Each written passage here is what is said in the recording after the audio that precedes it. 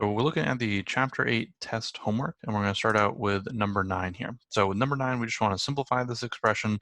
I basically just want to look at this is a constant, and this is a constant. I have this e to something, and this e to something. So when I'm multiplying these two things, 2 times 3 just gives me 6. And now if I have e to the negative 1 times e to the second, I add their exponents, and this will give me e to the first. And we just write that as e. So my final answer here would be 6e. Any questions on this one? Perfect. Looking at number 11 here. Here I have e to the 6, e to the x, and I have e to the negative 3x. So again, all these things are being multiplied. So I'm gonna try and underline these. I don't know how well it'll go for me. So 6 plus x plus negative 3x. So I'll write that out once and then we'll simplify it. So 6 plus x minus 3x. You can write plus negative 3x if you want, but just simpler to write subtract 3x. And now my final answer here would be e to the 6 minus 2x. Any questions on this one? Perfect. Last one here, I have 8 raised to the log base 8 of x. So this is saying 8 raised to the thing that if I had 8 raised to this, it would give me x. And so since I'm raising it to that thing, it's just going to be x. So again, we see kind of like the number raised to the base with that same number. We can kind of think of it as this thing cancels off. I'm just left with whatever that is. So this one's just going to leave me with x. Any questions on 13? Perfect. Take a peek at 17 here. So we just want to evaluate this thing without using a calculator. If I have natural log of e to the negative second, again, natural log has a base of e. So here we have e raised to the what is going to give me e to the negative 2. Well, it's just going to be negative 2. We can kind of think of these things as canceling off. So another example like this would be if I had, log base 5 of 5 to the x. It's just going to give me x. Any questions on this one? Wait, so is it canceling off because you multiplied like the e down below, or is like the ln and the e canceling like each other off? The e that I wrote below here is just to illustrate that I have a base of e. So like ln is just natural log base e. I see. So you can write it either way, but that's what this means. So I'm just writing the e to help illustrate that it has a base e. And so here, if I've got log of base thing to that base to an exponent, it's just whatever that exponent is. Okay, that makes sense. Any other questions on 17? Perfect. Looking at 19 here, I just want to solve this equation and check for extraneous solutions. So as I'm looking at this thing, I see I have 10, 2, and then here's where my exponent is at. So I want to try and get this thing by itself. So I'm going to take and add 7 to both sides. That's my first move. So now I'm going to get 19 equals 10 to the x plus 5. I want to get this x by itself, so I'm gonna kind of want to take it down a notch. To do that, I'm going to take log base 10. The reason I'm taking base 10 is because I have 10 raised to that thing. If this was 3 to the x plus 5, I'd be taking log base 3. When I take log base 10, it's just going to look like log because my common log is base 10. So I'm going to take log of both sides. On the left side here, it's just going to remain as log of 19. Again, if you want to write the base 10 in here, you can. And then over here, it's going to cancel off. So log base 10 of 10 to the x plus 5 is just going to be x plus 5. So now in my last step, I'm going to subtract 5. And so now I have log 19 minus 5. Just keep in mind that like this 19 is with the log. It's not, separate things. And that's going to equal my x value. So I would take this, plug it back in, and you would see that it does work here. Any questions on this one? Perfect. Looking at 25 here, it's just giving us an approximation. So basically, instead of like, I don't know, I don't do a ton of problems like this. Like you won't see this on the quiz of the test just because we have a calculator. So if I wanted to approximate something, I would have you do it with a calculator. But if we're using this value, and I want to talk about this thing to start, then what is log base 2 of 50? Well, log base 2 of 50 is just log base 2 of, and now I'm going to rewrite the 50. So instead of writing it as 50, I'm going to write 5 times 10. And there's a number of different ways you can do this, so it may not be like immediately apparent to you what we're doing. I wouldn't worry about 25 too much here. But looking at this thing, if I've got 5 times 10, I can split this into log base 2 of 5 plus log base 2 of 10. And I'm going to go one step further here. So I'm going to write this, I don't know, underlining in blue here, try and represent it for you, as log base 2 of 2 times 5. So I'm just copying down my green here, log base 2 of 5. And so now I'm going to split this thing again. So again, when I have a product inside, that's addition of those two logs. So now this thing here is going to become plus log base 2 of 5 plus log base 2 of 2. And now here I'm copying my green down one more time because it's super fun to copy this thing.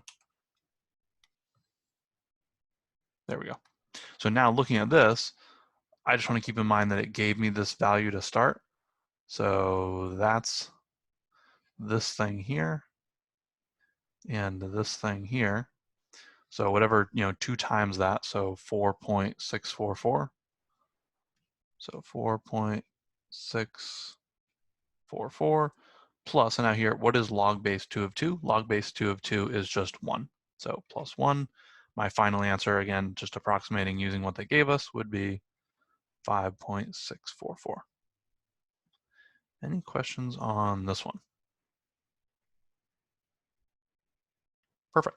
So looking at the log base 2 of 0.4, we're going to want to turn 0.4 into a fraction. I say that you don't need to do that, but I think it's definitely easier when people do set it up that way.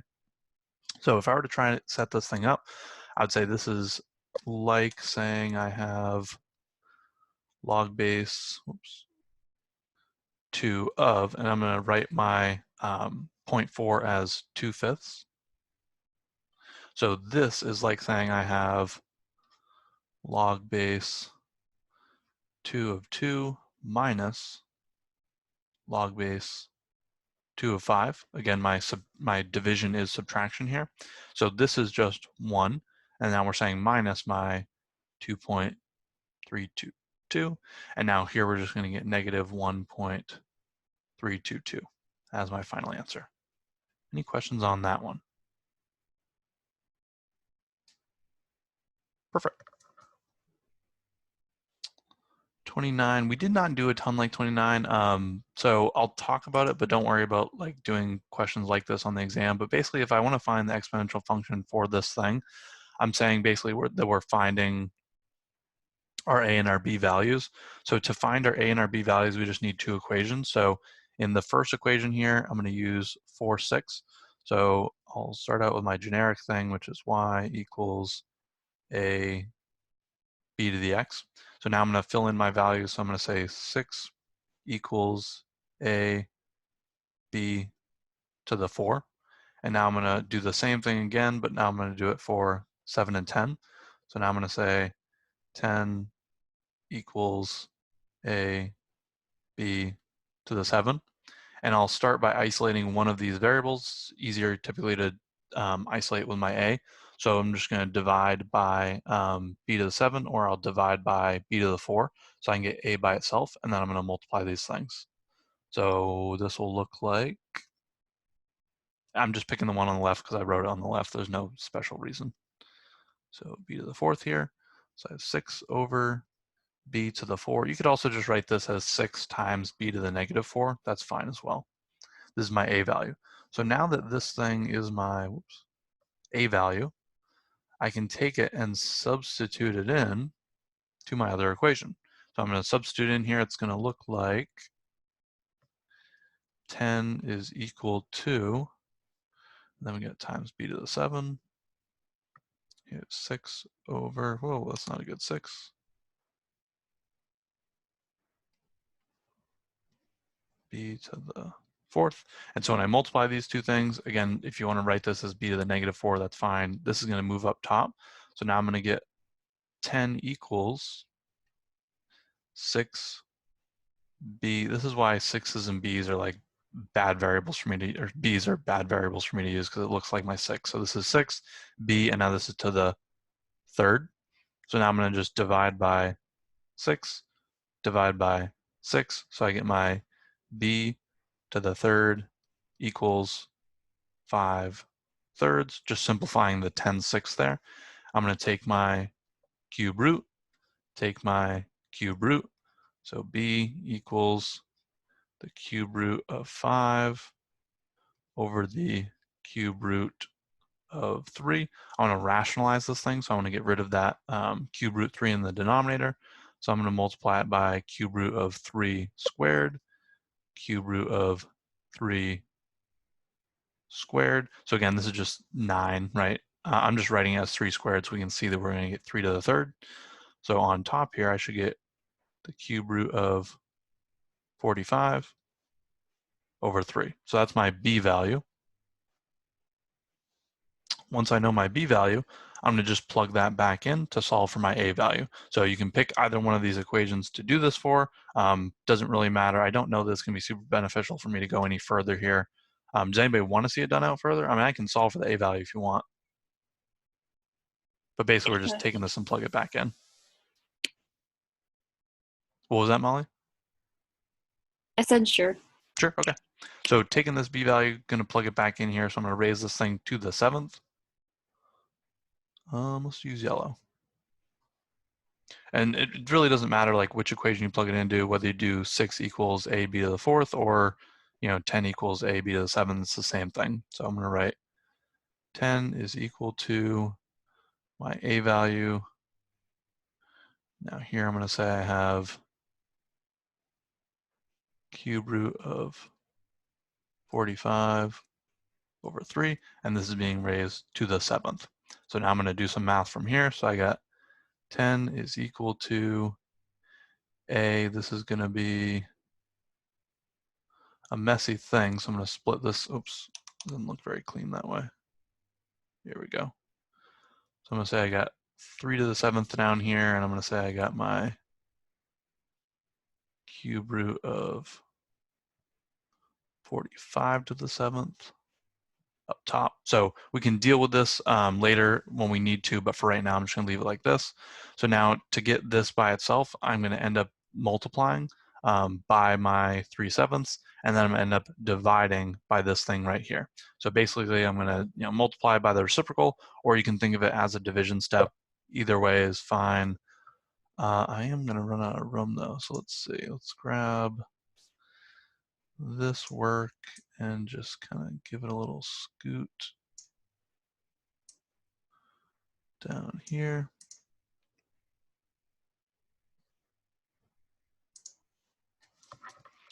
So now I'm going to have 10 on top times 3 to the 7th on top, all divided by, now here's where I'm going to get my cube root of 45 to the 7th like this.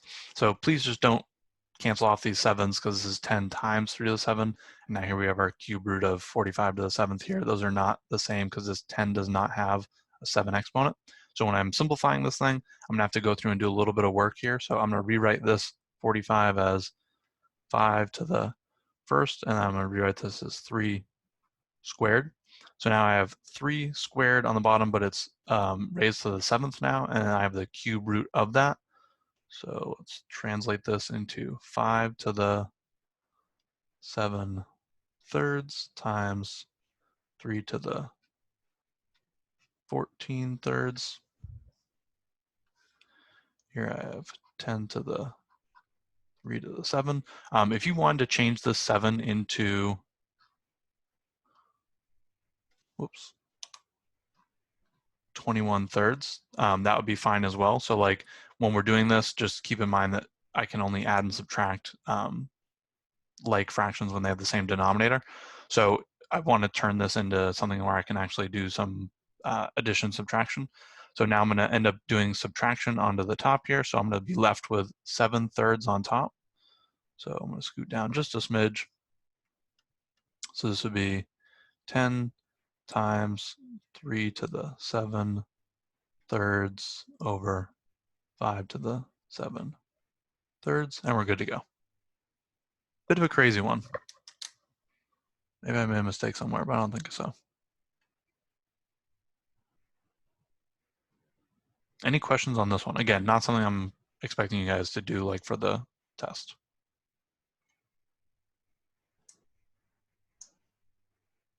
Cool, alrighty. Let's look at, was there one more? Did I not grab the last one? 31, I don't think I grabbed it. Or maybe I copied it over on accident. Oh, I definitely copied over it. Oops.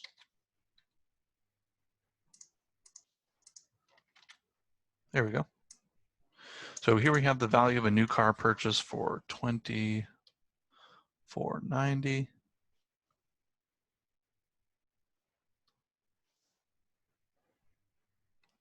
Depreciating, aka decreasing 10% a year.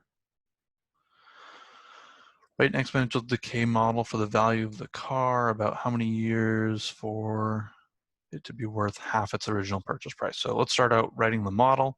So my model is going to be that the amount is equal to the principal starting amount times 1 minus r. I do plus r here, but again, our r value is negative, so I'm just going to write it as negative r. And then this is going to be to the t. So let's fill in the values. So here we have a equal to 24,900. Hopefully I can fit that in there. There we go. And then my decay rate, which was 10%, so that's going to be 0.1. So another way that you could rewrite this, typically how you'd see it written is you get A is equal to 24,900, and then it would be times 0.9 to the t. So this is typical. If you had this on your exam, I would still take it probably as a fine answer, but we really should be simplifying this step right here. Any questions on the first part?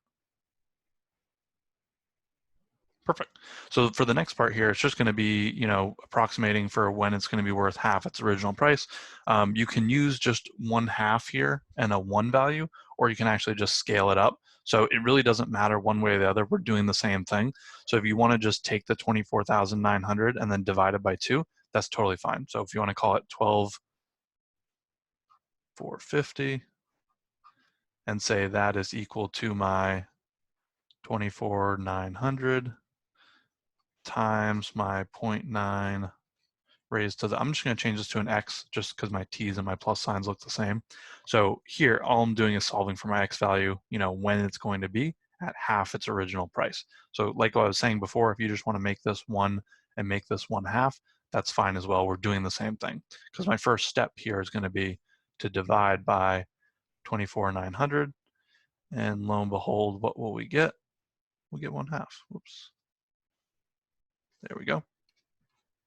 So 1/2 equals 0.9 raised to the x. How do I figure out what this x value is? Well, I want to take a log with this as its base.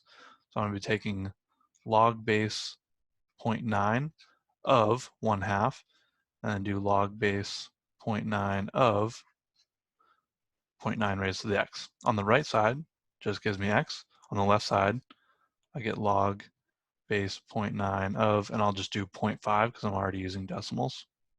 And whoops, try and make that a 5.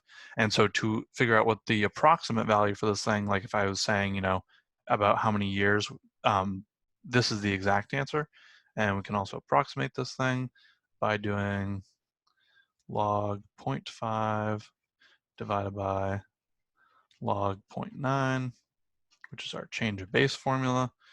which gives us approximately, let's see here,